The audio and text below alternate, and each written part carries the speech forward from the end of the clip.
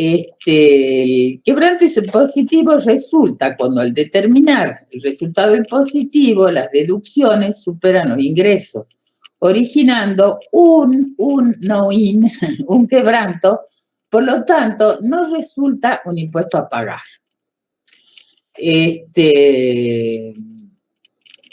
La norma argentina, por lo menos, y es algo lógico, equitativo, así como nosotros en los estados contables vamos determinando los resultados acumulados, ¿no es cierto?, neteándolos para llegar al resultado acumulado, que puede ser positivo o negativo. En este caso, la norma argentina permite deducir por el término de 5 años el quebranto. El quebranto de algún resultado grabado, digamos, positivo, que genera en los próximos ejercicios. De tal manera que se reduce siempre el impuesto a pagar en el monto que se compensa. Tenemos otras diferencias similares y lo explicamos porque la norma se refiere a ellas. El impuesto a las ganancias a la mínima presunta. El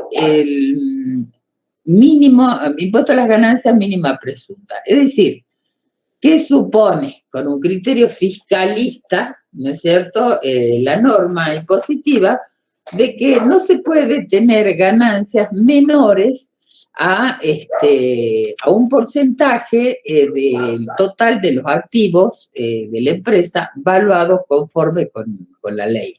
Esto es una presunción que no admite en contrario y lo que se busca es recaudar el impuesto a las ganancias si es mayor, ¿no es cierto?, o el impuesto a las ganancias mínima presunta si es mayor, en cualquiera de los dos casos. Ahora, la característica que tiene, ¿no es cierto?, y por eso lo tomamos como también, como diferencias, ¿no es cierto?, el impuesto a las ganancias se puede computar como pago a cuenta de este tributo. Es decir, yo pago el impuesto a las ganancias mínima presunta, lo determino, pero el impuesto resultante a las ganancias lo puedo computar como un pago a cuenta. Es decir, que no son dos pagos, sino que es un solo pago, pero siempre el mayor. En el caso que resulte insuficiente, debe ingresarse la diferencia del impuesto a la ganancia mínima presunta. Es decir, que si el impuesto a las ganancias es menor, tengo que ingresar la diferencia por el impuesto a la mínima presunta. Este pago podrá utilizarse como pago a cuenta del impuesto a las ganancias a pagar. Digamos, que el pago que hago al impuesto a la ganancia mínima presunta, puedo tomarlo como pago a cuenta del impuesto a las ganancias a pagar, siempre que sea superior a la ganancia mínima presunta. ¿Sí? Entonces, ¿qué nos genera? Si es un pago a cuenta como un activo por impuesto diferido. Ahora, ¿cómo lo trata a estas diferencias, a los quebrantos y a las diferencias entre la ganancia mínima presunta y a los quebrantos impositivos? ¿Cómo los trata la norma contable? Primero veamos el ejemplo de quebrantos impositivos. Y después analizamos qué dice la norma. El resultado contable, antes de impuesto a las ganancias en el año 1, es negativo por 2.000 pesos. Y es positivo en los años 2 y 3 por 200, 800, 1.800. El resultado fiscal, quebranto por 2.000 pesos. Y acá el ejemplo es puro, no determina otro tipo de diferencias transitorias, sino el objetivo es mostrar cómo funciona el quebranto impositivo. Nada más es un ejercicio el más simple que podemos hacer. El resultado fiscal, el primer ejercicio, es un quebranto. En el segundo ejercicio es una ganancia de 200 pesos. Entonces nos permite utilizar el quebranto fiscal por 200 pesos. Lo deducimos y nos da un resultado imponible de 0. En el año 3 tenemos una utilidad fiscal de 800 pesos. Acá, a ver, perdonen, ¿no?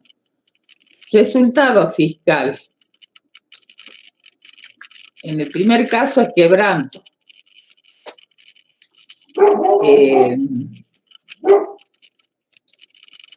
¿Sí?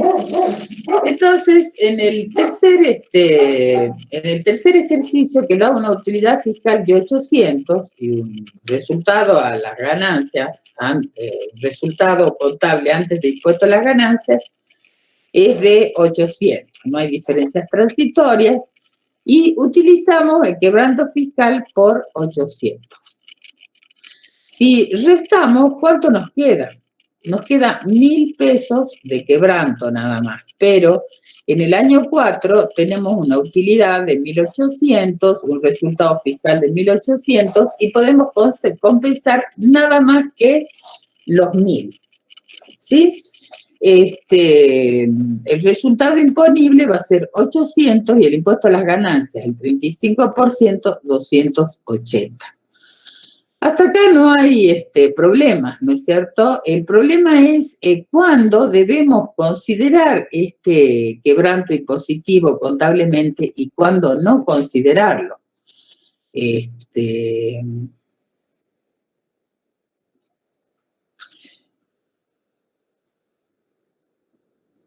Resultar de aplicar, claro, los quebrantos impositivos que contabilizamos en el ejercicio, a ver, nosotros contabilizamos siempre por la tasa del impuesto, ¿no es cierto? No contabilizamos la diferencia, no contabilizamos el quebranto ni el monto de las diferencias transitorias, sino el impuesto. El impuesto resultante, ¿no es cierto? Aplicando el 35% en el año 1, 2, 3 y 4, nos da un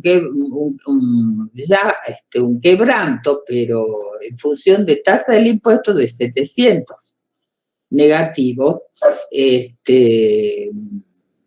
y nos genera en el impuesto a las ganancias un activo, contablemente un activo por quebranto impositivo por 700. ¿Sí?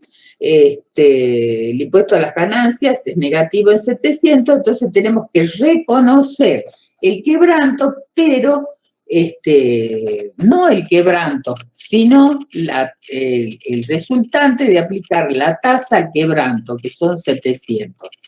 Vamos absorbiendo de la misma manera, nada más que en función de la tasa del impuesto, 70, 280, 350, y nos da un impuesto a pagar de 280 que es similar a lo que habíamos determinado en la filmina anterior.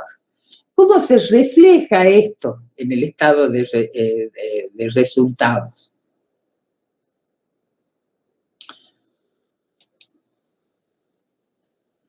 Impuesto a las ganancias, 2.700 impuestos, a ver, perdón, estoy...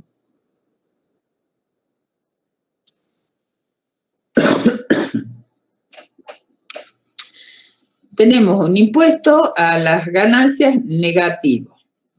Ahora, tenemos un quebranto impositivo con la tasa del 35% de 700, que nos resulta un impuesto a pagar negativo de 1.400. ¿Sí? En el año 2 tenemos un impuesto a las ganancias de 200, perdón, una base, es que yo acá he copiado mal. No he copiado mal, he escrito mal. ¿Qué sería acá?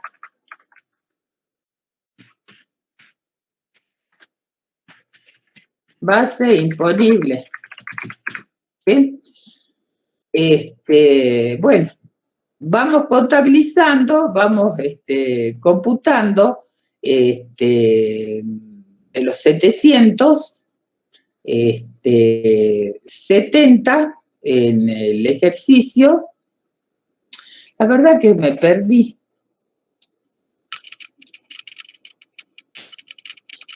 $70, $280. A ver, ¿quién me ayuda con la calculadora? ¿Cómo se reflejan resultados?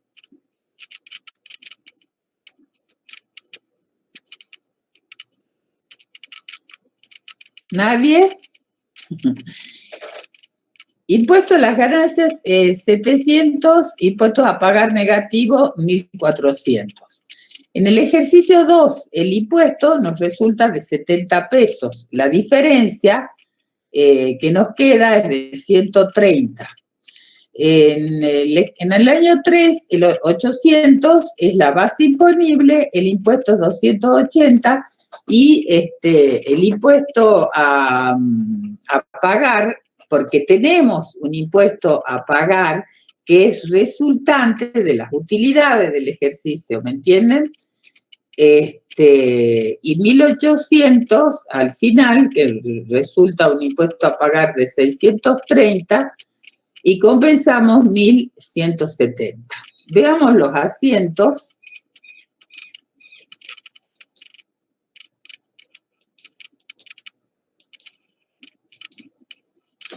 Año 1. Activo por quebranto impositivo a impuesto a las ganancias. Eso es lo que tenemos que reflejar. Los 700, ¿no es cierto?, el 35% de los 2.000 pesos. En el año 2, tenemos que debitar impuesto a las ganancias, ¿no es cierto? Porque tenemos que pagar, nosotros devengamos contablemente el impuesto a las ganancias por 70 pesos. ¿Y con qué compensamos? Con activos por quebrantos impositivos, ¿no es cierto? Deducimos los 70 pesos que resultan de impuesto y el impuesto a pagar es 0. El tercer año es el impuesto a las ganancias y utilizamos el activo por quebranto impositivo por 280, ¿sí? Y en el tercer año, en el cuarto año, tenemos impuestos a pagar por 630, compensamos lo que nos queda del activo por quebranto impositivo por 350 y nos queda ese saldo de impuestos a pagar por 280. Bueno, esto ocurriría si las circunstancias se dan así, es decir, que los ejercicios posteriores tengan utilidades suficientes como para absorber los quebrantos. Pero ahora sí, vayamos a qué son las limitaciones que nos pone la resolución técnica en el reconocimiento de los créditos por quebrantos y créditos fiscales susceptibles de deducción de ganancias impositivas futuras, digamos. ¿A qué se refiere?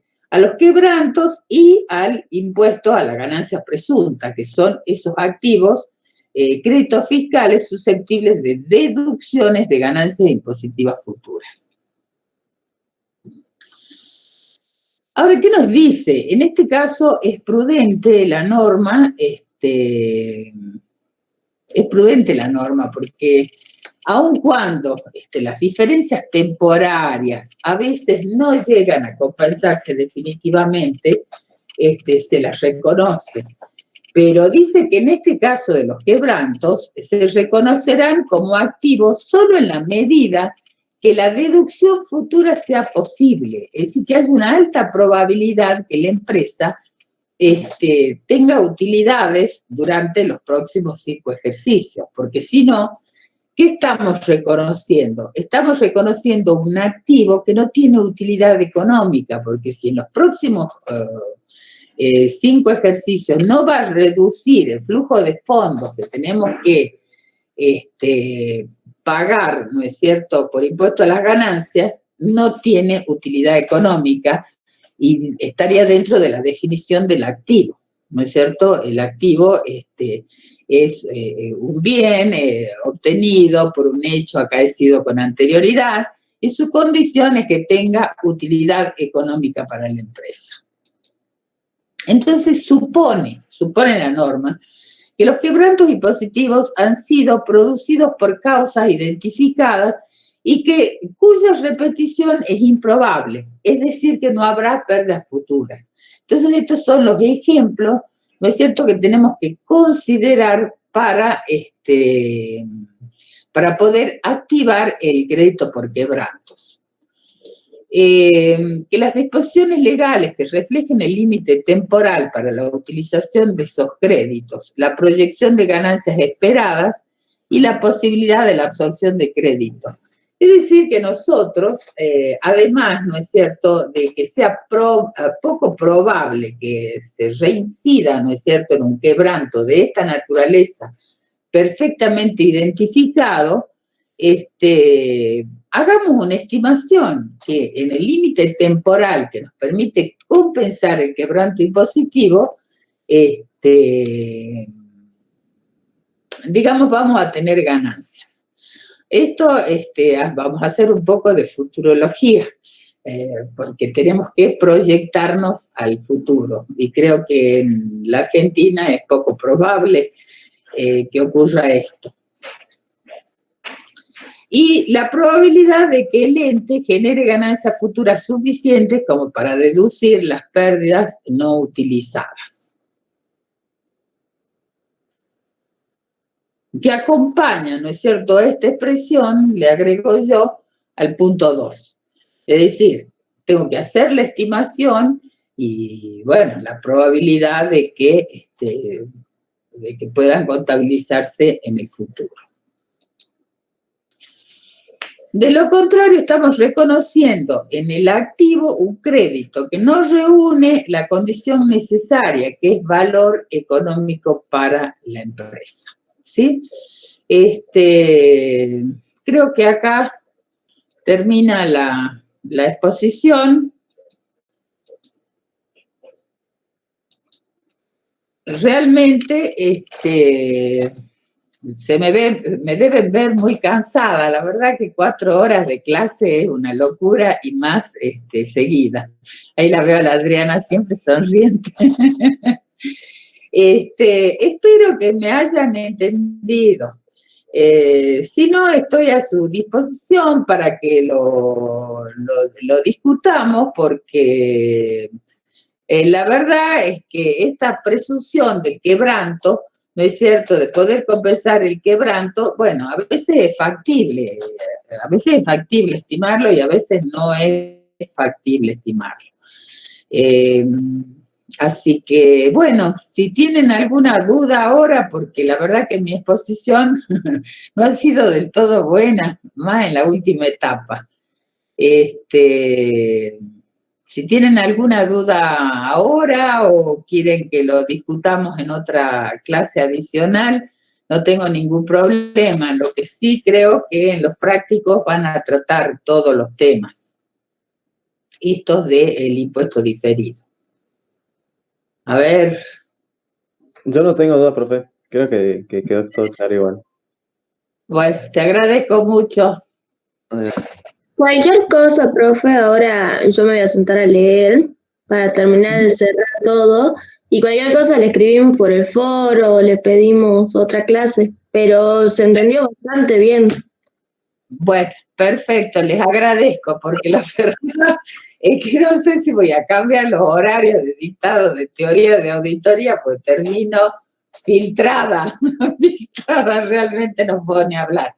Bueno, no los demoro más, la clase ha sido pesada, les agradezco mucho la atención, y cualquier duda, no tengan inconvenientes de pedir una clase adicional o consultar por el foro, consultar a sus profesores de práctica, que todos estamos a disposición, más por este sistema, ¿no? Que por ahí es mejor y por ahí es peor. Por ejemplo, para mí no es mejor en el que no les veo las caritas. Cuando les veo las caritas a todos, ahí sí a uno le entra la duda o no. Bueno, les agradezco mucho y me despido hasta el próximo tema o hasta cuando me requieran para desarrollarles mejor este tema del diferido, en especial cuando vayamos a la evaluación del tema. ¿Sí? Bueno, muchas gracias y muy buenas noches, que descansen todos y hasta luego. Nos vemos. Hasta luego, profe.